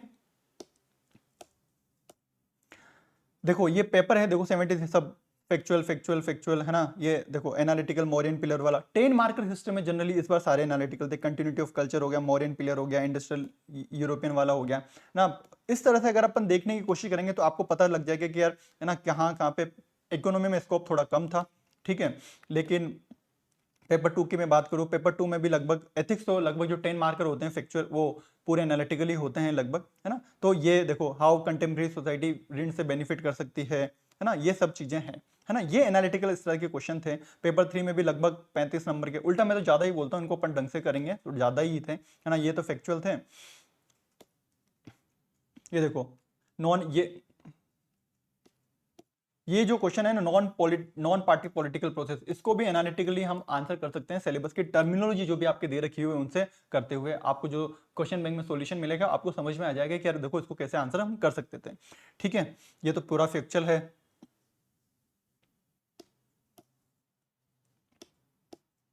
ठीक है, ये देखो सेक्युलराइजेशन ऑफ कास्ट और इसके इम्पैक्ट, इसको भी हम तोड़ते हुए आंसर कर सकते थे, ठीक है ना। और ये हो गया, ये हो गया, सब एनालिटिकल क्वेश्चन ज्यादा आ रहे थे 10 मार्कर में, तो ये देखने को मिलता है। तो कुल मिला के अगर मैं ये बात करूं, जैसे फिर पबेड की मैं बात करूं, पबेड में तो ज्यादातर एनालिटिकल नहीं है, फैक्चुअली होते हैं, सिलेबस इस तरह का है। तो कुल मिला के मैं बात करूं तो 2023 में मुझे लगभग 160-70 नंबर के देखने को मिले। 21 में भी यही आलम था, लगभग 25 से 30% मेरे एनालिटिकल क्वेश्चन आ रहे हैं और इनमें मेरे पास स्कोप है इंप्रूवमेंट का। मैं एक नंबर भी बढ़ा सकता हूं हर क्वेश्चन में, एटलीस्ट मैं 20-30% नंबर इंक्रीज कर सकता हूं, 2 से ढाई ला सकता हूं, 5 में से अगर मुझे 2 मिल रहे होंगे तो ढाई ला सकता हूं, है ना, बाकी बच्चों के कंपेरेटिवली। तो हमें ये थोड़ा सा आंसर करने की जो कला है उसको मास्टर करना है, हमें आर्टिस्ट बनना है आंसर राइटिंग वाला, ठीक है, एनालिटिकल क्वेश्चन वाला, ठीक है।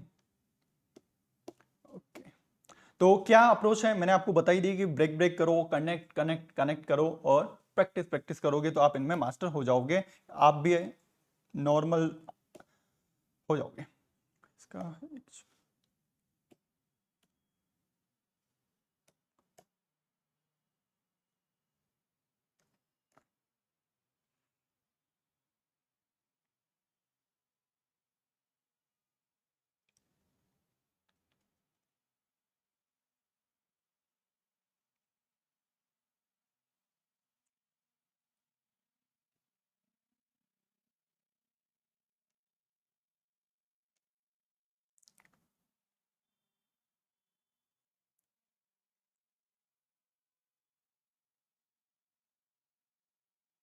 पीयूष जी इसका नेक्स्ट पेज करना एक बार।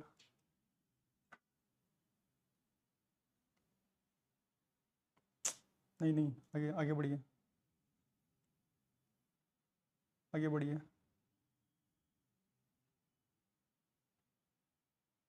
आगे बढ़िए। ये 55 स्लाइड 55, इसको अनहाइड कर दीजिए, अनहाइड कर दीजिए इसको, ठीक है। और ये ठीक है, ये भी अनहाइड, ये सारे अनहाइड कर दीजिए आप, अनहाइड अनहाइड, ठीक है। तो ये एक इस तरह का 2021 में क्वेश्चन था एथिक्स में, है ना। और किस तरह से एनालिटिकल क्वेश्चन था, और इस आंसर पे हमने बहुत अच्छे से विचार किया। न्यून सर ने भी आंसर लिखने की कोशिश की, मैंने भी आंसर लिखने की कोशिश करी। फिर हमने सोचा कि यार क्या एक आइडियल आंसर होना चाहिए। तो नेसेसरी क्वेश्चन पढ़ते हैं हम। Necessarily related means can not, necessary related है ना, means can not be separated from ends, therefore both must be auspicious और for real and lasting success, ठीक है। तो एक तो है कि दोनों ऑस्पिशियस होने चाहिए, तो अनिवार्य मतलब नेसेसरी जरूरी है, अनिवार्य है कि दोनों संबंधित होने के कारण एक दूसरे से पृथक नहीं किए जा सकते हैं, साधनों को साधे से पृथक नहीं किया जा सकता। एक डायमेंशन तो यह है क्वेश्चन की। दूसरी है अतः वास्तविक और स्थायी सफलता के लिए दोनों का शुभ होना आवश्यक है, ठीक है। अब इस क्वेश्चन को एड्रेस करने का क्या तरीका होगा, अब देखो टॉपर्स ने क्या लिखा, मैं उस पर नहीं जा रहा, मैं इसको आपको सिंपल सा, हम किस तरह से एनालिटिकल क्वेश्चन को आंसर करते हैं यहां पे तो समझ में आ रहा है कि गांधी एथिक्स का क्वेश्चन है, ठीक है। अब गांधी एथिक्स का है तो एक जनरल चीज ये होगी कि देखते हैं, है ना, इसको किस तरह से आंसर करते हैं। पहले मैं आपको बताता हूँ कि जैसे ये विवेक सर ने लिखा हुआ है, गांधी एथिक्स लिखा उन्होंने, अराउंड द वैल्यू, फिर अहिंसा की बात करी, सत्याग्रह की बात करी, ट्रस्टीशिप की बात करी, और ये किसी और का आंसर है। उन्होंने देखो वैल्यू, ये टेबल बना दी, इसका कितना इंपैक्ट पड़ा मींस का और एंड के तौर पे, और वर्चुअल सर ऐसे करके कुछ लिख दिया, ठीक है। ये उन्होंने, बाकी लोगों ने पैराग्राफ फॉर्म में लिखने की कोशिश करी, करमवीर सर ने, ठीक है। जहाँ पे थोड़ा टफ क्वेश्चन लगता है लोग वहाँ पे पैराग्राफ फॉर्म में आ जाते हैं, ठीक है। ये यहाँ पे देखो, ये प्रेजेंटेशन है जो मैं सबों सा बाहर से सुंदर देखने की बात कर रहा था ना, ये प्रेजेंटेशन अच्छा है, इसके कंटेंट पे मैं ना भी पढ़ूँ ना तब भी मुझे प्रेजेंटेशन समझ में आ रहा है, ठीक है। ये आप देख लेना, ऐसा कुछ है नहीं, है ना। मैं जो आप ये देखो, ये प्रेजेंटेशन भी यहाँ पे सही लग रहा है, ठीक है। तो चलो पढ़ ही लेते हैं इन लोगों ने क्या लिखा हुआ है। तो साधन साध्य, जैसा बीज होगा वैसा ही वृक्ष होगा, वेरी गुड। तो इन्होंने इंट्रोडक्शन बहुत अच्छे से लिखा हुआ है वास, और दोनों की बोला कि किस तरह एग्जांपल दे दिए कि गांधी जी किस तरह की बात करते थे, कि सत्याग्रह की बात करते थे और एक मूल नैतिक क्रम है। तो इन्होंने ये जो पहला पार्ट है उसको एड्रेस करने की कोशिश करी, सत्याग्रह के उन्होंने फीचर्स बताए, है ना, वो बताए। उसके बाद उन्होंने गांधी जी की जो एथिक्स के की व्रत है उन्होंने लिखने की कोशिश करी कि ये है, ये जो मीन्स हैं इनको हमें प्राप्त यूज करना है एंड के लिए, और इस तरह से किया, उन्होंने कंक्लूजन किया। चलो ठीक है, प्रेजेंटेशन का फर्क पड़ गया और अच्छे से उन्होंने उनके हिसाब से उन्होंने आंसर किया। यहाँ पे भी जैसे कि वो यूटिलाइज करने की कोशिश की, गांधी जी की जो एथिक्स की वोकेबलरी है वो यूटिलाइज करने की कोशिश की है। अब एक आंसर नियोन सर ने लिखने की कोशिश करी, एक आंसर मैंने लिखने की कोशिश करी, ठीक है। दोनों ने ज्यादा सोचा नहीं, दोनों को जो शुरू में आया दोनों ने लिखने की कोशिश करी। तो है ना कि उन्होंने अप्रोच लगाई कि यार ये कुछ वैल्यूज होते हैं गांधी की, और वो दिखाती है कि हम मीन्स को एंड से सेपरेट नहीं कर सकते। तो उन्होंने उस अप्रोच से बताया कि जो एग्जाम्पल के तौर पे ये है ना कि मीन्स और एंड दोनों सेम कोइन है, और एक है ना, दोनों को ज्यादा देंगे, किसी एक को ज्यादा देंगे तो हार्मफुल हो जाएगा, ऐसे करके उन्होंने लिख दिया। और फिर उन्होंने गांधी जी के प्रिंसिपल जिनको हम मीन्स की तरह यूज करते हैं, क्यों वो फिर एक अच्छे एंड को रिजल्ट देते हैं, वो सब लिखा है कि न्यो वेदांति, उनकी फिलोसफी सत्याग्रह अहिंसा अस्ते, है ना। तो ये फायदे होंगे, ये एग्जाम्पल उन्होंने ऐड करने की कोशिश करी, ठीक है। ये उन्होंने इस तरह से लिखने की कोशिश करी। फिर हम दोनों ने किया शास्त्रार्थ डिबेट कि सर क्या इसका आंसर होना चाहिए, और फिर ये मैंने एक आंसर लिखा, है ना।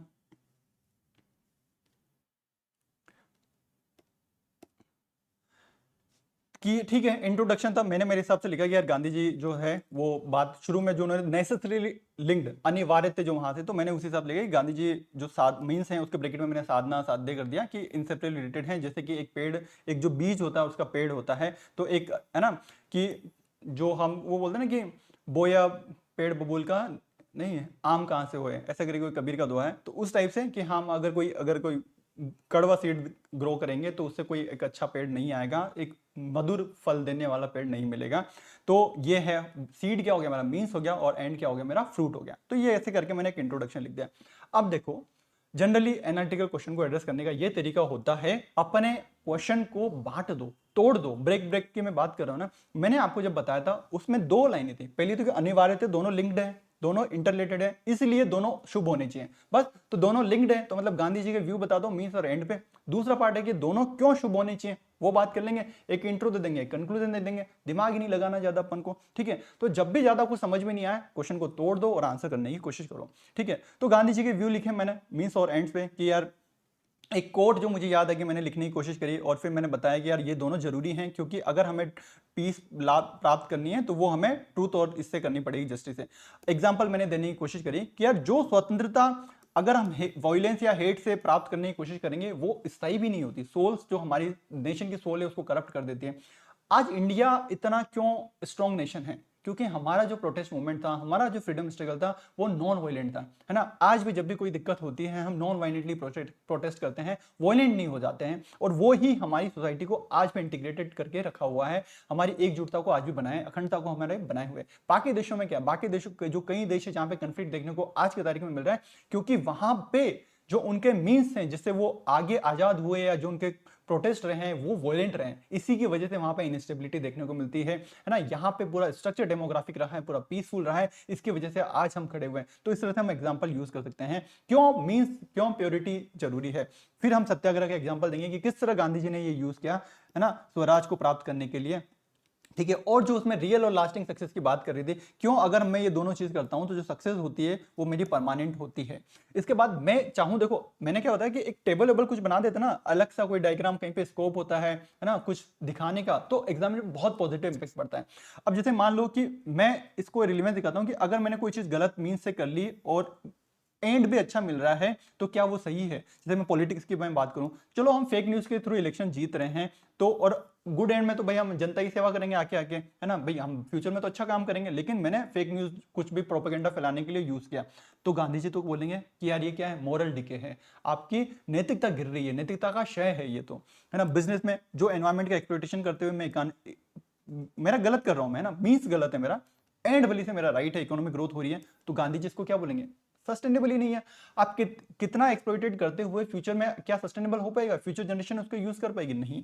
सोशल मूवमेंट की मैं बात करूं, ठीक है, जितने भी होते हैं वॉयलेंस और हेट, अगर मैं यूज करूं गलत माध्यम से भी करूं और मैं जस्टिस पा भी लूं, सोशल जस्टिस, क्या वो होगा अंडरमाइन हार्मनी, सोसाइटी में कंफ्लिक्ट बना रहेगा, अंदर ही अंदर खुन्नस बनी रहेगी दो रिलीजियस कम्युनिटी में, और वो कभी आगे नहीं बढ़ पाएगी वो सोसाइटी। तो ये इस तरह से मैंने कुछ एग्जांपल दिया। फिर मैंने क्यों इन दोनों को शुभ होना चाहिए, तो भाई जो कंसिस्टेंसी है हमारी स्पिरिचुअल, भाई ऐसा थोड़ी है कि हमारी लाइफ ऐसा है कि इवेंट में नहीं, है ना, जो हमारी लाइफ है वो एक इंटीग्रेटेड है ना, इंटीग्रेटेड होल चलती है, जो हम सोचते हैं वही हमारे एक्शंस में दिखना चाहिए, ठीक है। इंटीग्रिटी इन एक्शन है, ठीक है। उसके अलावा सस्टेनेबल चेंज देखने को मिलेगा, रियल लास्टिंग सक्सेस मिलेगी, अंदर हार्मोनी रहेगी, ये इसलिए शुभ होनी चाहिए। तो मैंने कुछ एक डायमेंशन मैंने वो एड्रेस करी, फिर एक डायमेंशन मैंने ये एड्रेस करी जो हमारे काम की है। तो अगर मैं यहां पे गवर्नेंस, एथिक्स में क्या है गवर्नेंस, तो मैं ये कर रहा हूं कि यहां जब एंड और मींस का मतलब है, इसका मतलब ये है कि करप्शन की अगर मैं जस्टिस लाना भी चाह रहा हूं, कुछ अच्छा मान लो ठीक है, हमें कुछ एयरक्राफ्ट कैरियर खरीदना भी है, अगर मैं जैसे तैसे पॉलिटिकल किसी को करप्ट पैसा वैसा ब्राइबरी देके चीजें खरीद भी ले रहा हूं, तो वो गलत है ना, वो सस्टेनेबल नहीं रहेगा। कुछ भी चीज हो गया, मैं कितना ही जस्टिस, कितनी अच्छी चीज करने की कोशिश करूं, तो यहां पे मैं उसको एथिक्स को, जो क्वेश्चन की डिमांड है उसको मैं एक लाइन में उससे भी लिंक कर रहा हूं कि किस तरह गवर्नेंस में ये चीज है कि हम करप्शन करते हुए जस्टिस नहीं ला सकते, हमें ऑनेस्ट लीडरशिप की जरूरत पड़ेगी गुड गवर्नेंस के लिए। फिर एक अच्छा सा कंक्लूजन मैं बना सकता हूं, है ना, सोचते हुए। तो ये है, और दोनों के मैंने आपको आंसर बता दिए, हम दोनों ने लिखे, दोनों ने, आप फिर डिबेट करी कि यार क्या होना चाहिए। तो फिर मुझे न्यू आंसर के क्वेश्चन में आंसर में थोड़ी अप्रोच की कमी लगी, उन्हें मेरे आंसर में कुछ कमी लगी। कमी दोनों में ये है, न्यू आंसर वाला आंसर आपने देखा होगा, हमने वहां पे जो गांधी जी की वैल्यूज है उनको ढंग से यूज किया हुआ है, तो एग्जामिनर की नजर पड़ जाती है। बट क्या क्वेश्चन का जो नेचर है आंसर करने का वो सही है, वो थोड़ा सा वहां पे थोड़ी सी कमी रह गई। यहाँ पे मैंने सब चीजें चलो ठीक है ये एड्रेस कर दी, क्वेश्चन की डिमांड एड्रेस कर दी, लेकिन कहाँ पे मैं वैल्यूज मिस करता हूँ। जो गांधी जी की बात हो रही है ना, सेवन सेंस की बात होती है, ट्रस्टीशिप की बात होती है, सर्वोदय की बात होती है, राम राज्य की बात होती है ना, क्या मैं ये फर्स्ट टाइम जो मैंने अप्रोच लगाई कि यार मैं इस तरह से लिखता, वो यहाँ पे मिसिंग है, वो यहाँ पे मिसिंग है। तो मैं अगर उन वैल्यूज को यहाँ पे इनकलेक्ट करूं या न्यू आंसर इस वाली अप्रोच में उसको लिखें, तब जाके ये आंसर परफेक्ट बनेगा और अच्छे नंबर आएंगे।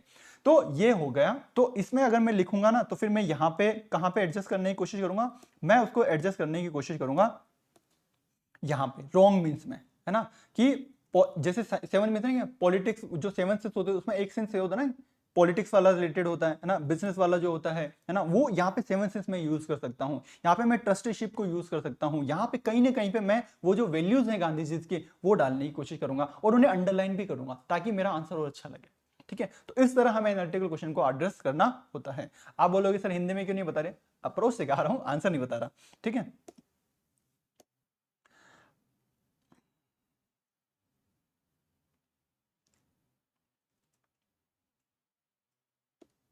अब जैसे कि एक क्वेश्चन और आया था इसी साल, मैं इसी साल के क्वेश्चन इसलिए एड्रेस कर रहा हूं क्योंकि आप सब बोलोगे कि नंबर कम क्यों आए, कि 262 ही क्यों नहीं आ पाए, क्योंकि रीजन थे आप एनालिटिकल क्वेश्चन को ढंग से एड्रेस नहीं कर पाए। Razakar for the main obstacles in the session of the Hyderabad union, explain करो। हैदराबाद के भारतीय संघ में रजाकार प्रमुख बाधा थे। अब जिन्होंने हिस्ट्री पढ़ी है उनको पता थे रजाकार क्या होते हैं क्या नहीं होते हैं, जिनको थोड़ा बहुत भी चलो मान लो हमें नहीं पता, पर हमें पता है कि यार हैदराबाद को पुलिस सेक्शन से लिया गया था। ठीक है, अब हैदराबाद में यह भी पता है कि यार वहां पे मुस्लिम रूल था और मुस्लिम और हिंदू पॉपुलेशन थी। तो अब अपन आंसर बनाने की कोशिश करते हैं। तो पहले आइडेंटिफाई द टॉपिक, कौन से सिलेबस के कौन से पार्ट थे, तो समझ में आ जाएगा कि यार ये स्वातंत्र उत्तर सुदृढ़ीकरण और पुनर्गठन जो देशी रियासतों का टॉपिक विलय है उससे ये है। उसके बाद अब मैं खुद सोचता हूँ और उनको लिंक करने की कोशिश कर रहा हूँ। यहाँ पे मुझे इतना से याद आएगा कि यार हैदराबाद था, अच्छा पटेल के टाइम पुलिस एक्शन हुआ था, वहाँ पे एक निजाम हुआ करता था, हिंदू पॉपुलेशन होती थी। ठीक है, उस पर एट्रोसिटीज कर रहे होंगे, इसीलिए कर रहे होंगे। ठीक है, इसीलिए वहाँ पे पुलिस एक्शन हुआ होगा और फिर मर्जर हुआ होगा। इस तरह से लिंक करके मेरे को लिखना है। तो मैं ये सारी चीजें कर दूंगा लिंक करते हुए कि ऑपरेशन पोलो लगाया होगा, है ना, पटेल थे, इंडिपेंडेंट कॉरिडोर, है ना, ये अलग से कॉरिडोर बनाने की बात करते थे पाकिस्तान के साथ करते हुए। तो ये जो रजाकार क्या हो सकते हैं, रजाकार क्या हो सकते हैं, मेन ऑब्स्टेकल मतलब आर्मी हो सकती है ना। तो मैं ऐसा सोच सकता हूँ कि यार ये उनकी आर्मी रही होगी और इस तरह से निजाम, तो ये चीज इस तरह से मैं आंसर लिख सकता हूँ, है ना। मैं लिंक करते हुए आंसर लिख सकता हूँ कि सोचते हुए, ऐसा नहीं कि मुझे आता होगा। तो कम से कम जो 0-1 नंबर है ना वो मैं बेटर सोचते हुए लिख सकता हूँ कि मुझे क्या क्या याद आ रहा है इस टॉपिक से लिंक करते हुए, कि हिंदू पॉपुलेशन का एक्सप्लॉइटेशन होता होगा, रूल ऑफ लॉ नहीं होगा वहां पे। ठीक है, जो शासन होता होगा वो निजाम खुद के लिए है, लोगों के लिए नहीं था, है ना। तो उनके पास मॉडर्न वेपन होंगे, इंडिपेंडेंस, तो ये सारी चीजें लिखते हुए खुद इंडिपेंडेंस चाह रहे होंगे, ऐसे करते हुए ऑपरेशन पोलो का यूज करते हुए मैं इस आंसर को लिख सकता हूँ। तो इस तरह से अभी तक मैंने आपको बता दिया कि किस तरह से मैथमेटिकल क्वेश्चन को एड्रेस कर सकते थे। ठीक है, आई होप आप लोगों को काफी क्लियर हो गया होगा। और ये सेम जैसे कि इसी साल का 2023 का क्वेश्चन है कि व्यू पॉइंट है फॉरेन पॉलिसी डिलेमा में है, कल न्यूज सर ने आपको सेशन में बताया भी था। तो इसमें भी वही अपन थोड़ा सोचेंगे, है ना, करंट फ्यूचर में क्या क्या याद आ रहा है, तो अपन लिंक करते हुए लिख सकते हैं। ठीक है, मैं अब इसको डिस्कस नहीं कर, फर्स्ट कैबिनेट का भी आपको बताया था। अब जो क्वेश्चन को तोड़ने की मैं बात कर रहा था, ठीक है, जैसे कि ये मान लो ये आंसर है, ठीक है, तोड़ देते हैं। First cabinet of India was not of political character, तो not of political character, but of national character, national character. Political character क्यों नहीं था, डिफरेंट आइडियोलॉजी के लोग थे ना, ये डिफरेंट ज्योग्राफिकल डाइवर्सिटी। इस तरह तोड़ के भी हम आंसर लिख सकते हैं, जरूरी नहीं है मुझे आए। अब कई लोग तो फैक्ट देख के ही डर जाते हैं। फैक्ट में क्या है भाई, मोटा मोटा लिखना है, जरूरी नहीं है तुम्हें जितना याद आता है। ये देख के डरना नहीं कि मेरे को फैक्ट नहीं आएगा तो मैं लिखूंगा ही नहीं। ठीक है, तोड़ने की कोशिश करो, जितना ब्रेक करोगे और डिमांड के हिसाब से जो आपको आता है उसको याद करो। मुझे समझ में आ जाएगा कि यार पॉलिटिकल कैरेक्टर नहीं था, डिफरेंट आइडियोलॉजीज थी वो। कांग्रेस के अंदर भी सोशलिस्ट देखने को मिलते थे, ठीक है, अलग अलग, भीमराव अंबेडकर कांग्रेस के अंदर ही थे, ये सारी चीजें थी ना, नेशनल कैरेक्टर, ये सब चीजें। तो इस तरह से हम इसको आंसर कर सकते थे। ज्यादा डिटेल में मैं नहीं जा रहा हूं, ऑलरेडी हम काफी कुछ सीख चुके हैं। तो अब मैं थोड़ा सा ये बात कर रहा हूं कि क्यों इस बार की जो कट ऑफ है वो रीजन जानने का कम है, क्यों है। ठीक है, इस बार का आप पेपर देखो यार, है ना, आपको खुद को पता चल जाएगा कि ये ऐसे क्वेश्चन है जो उनको मतलब या तो प्योर फैक्चुअल है या फिर एनालिटिकल क्वेश्चन है। प्योर फैक्चुअल का आप कुछ नहीं कर सकते, एनालिटिकल क्वेश्चन में इस बार नंबर नहीं आए। ठीक है, तो ये पूरा आप पेपर देखने की कोशिश करोगे। पेपर 1 पेपर देखो, सोशियोलॉजी, वेस्ट, टॉक्सिकेशन, अब इसको भी वही ब्रेक करते हैं अपन, लिखने की कोशिश करते हैं, कल्चर फ्लो के अपन लिखने की कोशिश करते हैं, डेप्थ के प्रोडक्ट, ये सब चीजें अपन करते हैं ना ये सोच के। तो एक मोटा मोटा दिखने को ये मिलता कि इस बार लोगों के 0 खूब आए होंगे क्योंकि पेपर का नेचर ऐसा था। पर वो 0 आपके कट ऑफ को डिसाइड नहीं करा, आपकी कट ऑफ को डिसाइड कर रहे थे वो एनालिटिकल क्वेश्चन। जो 25 से 30% क्वेश्चन थे, लगभग 160-65 नंबर के थे, सब में 20% नंबर इंक्रीज करते, आपके 30-32 नंबर ज्यादा आते। तो जो ज्यादातर लोगों के 240-230 नंबर हैं वो इसी ब्रैकेट में, और जिनके 260 प्लस से 30-32 होंगे वो आराम से सिलेक्शन लेके चले जाएंगे। तो हमारा टारगेट क्या होना चाहिए, हमें ये होना चाहिए कि एनालिटिकल क्वेश्चन को मास्टर कर लेना है, और पेपर भाई फैक्चुअल का तो यार अभी 35 दिन बचे हैं, अब ज्यादा फैक्चुअल बढ़ा नहीं सकते, आप पुरानी चीजों को रिवाइज कर सकते हो, लेकिन एनालिटिकल क्वेश्चन की आप प्रैक्टिस करके यहाँ पे अभी भी गेन कर सकते हो। और पेपर 4 में ऑब्जेक्टिव नेचर होता है, science and plus science and technology. आप है ना पेपर 4 की ग्रामर अच्छे से कर लो, साइंस टेक अच्छे से कर लो, क्योंकि वो ऑब्जेक्टिव है ना, वहां पे सही तो सही गलत तो गलत। साइंस टेक अच्छे से कर लो, पेपर 4 अच्छे से कर लो, एनालिटिकल क्वेश्चन अच्छे से सीख जाओ, आप आराम से कट ऑफ पार करोगे। ठीक है, तो ये हमारे कलम का तीसरा सेशन था। आप आई होप आप लोगों को काफी अच्छा लगा होगा, तो कमेंट करके बताना और कैसा रहा। और थोड़ी सी बात मैं कुछ कर देता हूँ लास्ट के कुछ दिनों में। ठीक है, लास्ट के कुछ दिनों में जो जो कुछ कुछ लोगों में थोड़ा सा क्या होता है ना कि ब्लैकआउट सा हो जाता है, समझ में नहीं आता सर 35 दिन बचे क्या करें क्या नहीं करें, और फिर उस चक्कर में क्या हो जाता है ना फ्रस्ट्रेशन आती है और कुछ नहीं करते। ठीक है, थोड़ा प्रोकास्टिनेशन करने लग जाते हैं, मोबाइल चला के बैठे हुए हैं, है ना, इतनी सारी किताबों का बोझ देके बैठे हुए हैं, कोई डे ड्रीमिंग कर रहा है, किसी को सोने, कोई गर्मियों में नींद भी बड़ी अच्छी आती है। ठीक है, तो ये सारे है, लेकिन मैं बोलूंगा अब थोड़ा सा इन पे बात कर ही लेते हैं जब सेशन चल ही रहा है तो। ठीक है, देखो एक लाइन, सपने आपके, देखो सपने आपने देखे हैं, आपको ही पूरे करने हैं, आपकी मेहनत आपको पूरी करनी पड़ेगी, मैं नहीं आऊंगा, आई कैन हेल्प, हम आपको मेंटरशिप दे सकते हैं, गाइड कर सकते हैं, लेकिन मेहनत आपको खुद को करनी पड़ेगी। ठीक है, और इन सब चीजों के लिए क्या जरूरी होता है, विल पावर। हम जो भी चेंज लाना चाह रहे हैं हमारी प्रिपरेशन में कि यार मैं ये करूं वो करूं, ठीक है, ऐसा करूं, इतने दिन में ये पढ़ूं, विल पावर बहुत जरूरी होती है। और सॉरी, तो इस प्रोकास्टिनेशन से बचने के लिए हमें विल पावर बहुत जरूरी होती है। और उस विल पावर से मैं बात करूंगा, इसका मैं पहले एक रीजन बता दूं, आप लोग क्या गलतियां कर रहे हो, किनकी वजह से अभी भी थोड़े लोग फ्रस्ट्रेटेड हो, क्योंकि आप परफेक्शनिज्म के पीछे जा रहे हो। अभी भी आप लोग क्या होता है कि यार मैं जब पूरी सिलेबस पढ़ लूंगा तब आंसर राइटिंग करूंगा, जब मैं पूरा सीख जाऊंगा ना, वीडियो वीडियो देख के 3-4 जब लिखने बैठूंगा, ऐसा नहीं होता है। परफेक्शन के पीछे मत भागो। ठीक है, आपका एट टेस्ट ये बोलते हैं ना कि यार किसी में आप डिले कर करके होता है कि अगर आप कोई चीज स्टार्ट ही नहीं करते हो, मान लो आपके किसी में 80 नंबर आ रहे हैं, 8 नंबर आ रहे हैं 10 में से, ठीक है, और 0 नंबर आ रहे हैं 10 में से, आप उसको कभी स्टार्ट ही नहीं कर रहे हो, तो बेटर है ना 8 आए, क्यों 10 के पीछे पड़े हुए, वो 7-8 लाने की तो कोशिश करो, उस लेवल तक तो आओ। तो हमें कोशिश करना है कि परफेक्शन के पीछे नहीं भागना है। जो वोल्टेयर है ना, वो बोलते हैं कि best is the enemy of the good, best के पीछे मत भागो, बाकी लोगों से बेटर आंसर लिख दो, गुड आंसर लिख दो, उसमें काम हो जाएगा।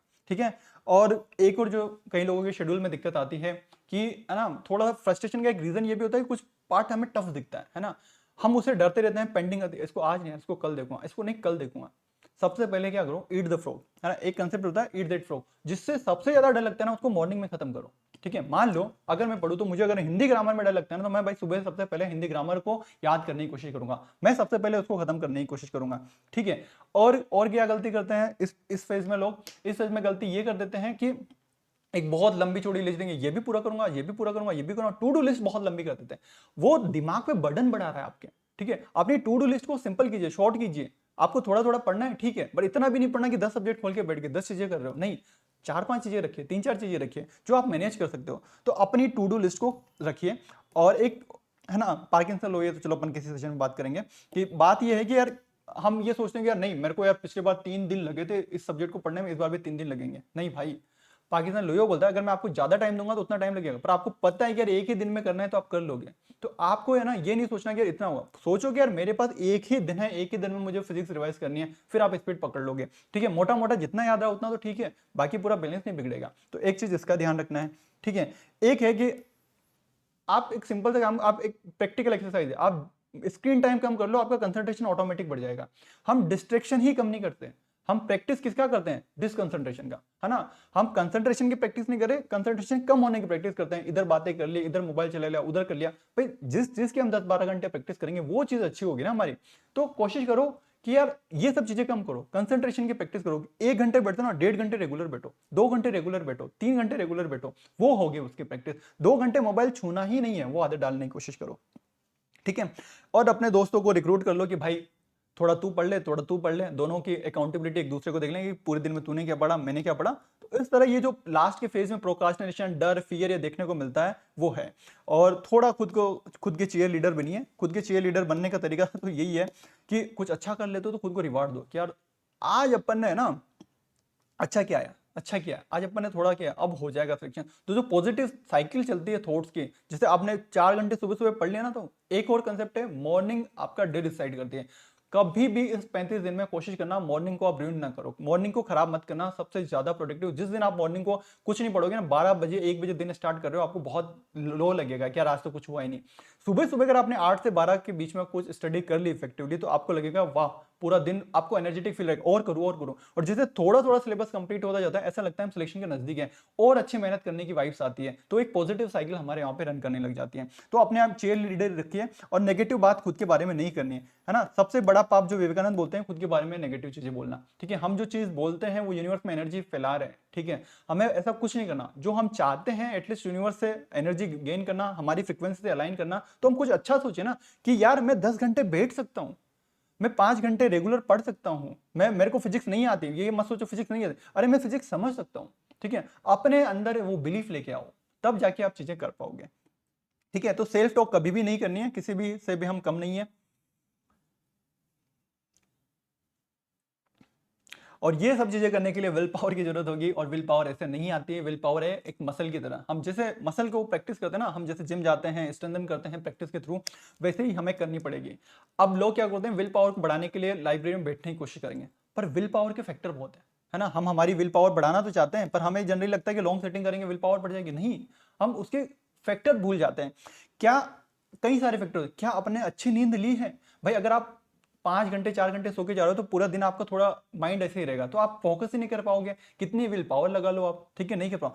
तो आपका न्यूट्रिशन, आप खाना ढंग से नहीं खा रहे, आपकी ग्लूकोज की कमी है, आप है ना अच्छा न्यूट्रिशन नहीं ले रहे, तो एनर्जी कहां से रहेगी बॉडी में, आप कहां से लॉन्ग सेटिंग कर पाओगे?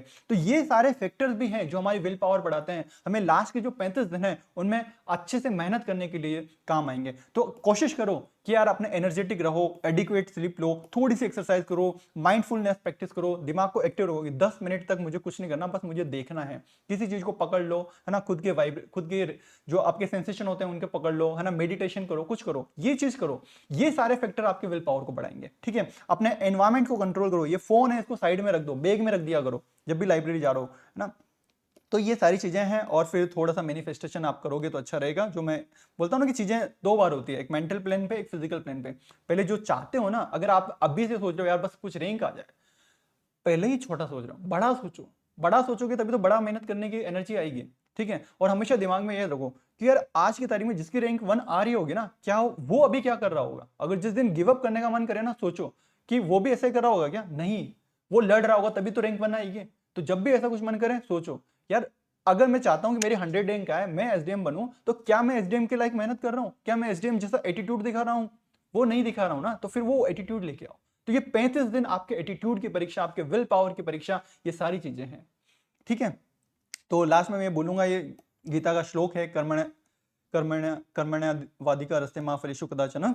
तो मतलब ये है कि यार बोलते हैं कि यार इच्छा मत करो, है ना, वो सब चीजें हैं, उसका मतलब ये नहीं होता। उसका मतलब ये कि देखो आपकी इच्छा गोल फिक्स हो चुका है, इसके बाद बस आप साधनों पे ध्यान रखो, ठीक है ना। अब अपने साधनों को बेहतर करो बस, ठीक है। इच्छा, एक गोल फिक्स करना तो जरूरी है, इच्छा का मतलब वो नहीं होता, गोल फिक्स तो करना जरूरी है। आपका गोल फिक्स हो चुका है, मुझे आरएस बनना है, एसडीएम बनना है, तो अब इसके बाद अपने साधनों को ढंग से यूज करना है। आपके जो मीन्स हैं, रिवीजन कैसे करना है, टेस्ट इसको ढंग से यूटिलाइज करना है, कौन सा सब्जेक्ट कितना पढ़ना है, बार बार खुद को सेल्फ असेसमेंट करो 7 दिन बाद, क्या मैं राइट ट्रैक पे हूँ क्या नहीं हूँ, तो ये है करो, ठीक है। और अपने आप को ऐसा रखो ना कि मान लो लास्ट के 2 दिन बीमार भी हो जाओ ना, 7 दिन बीमार भी हो जाओ ना, तब भी लिखो, वर्स्ट के लिए प्रिपेयर हो। वो एक कोट है ना, नेवी सील्स जो बोलते हैं कि under pressure you don't rise to the occasion, you sink to the level of your training.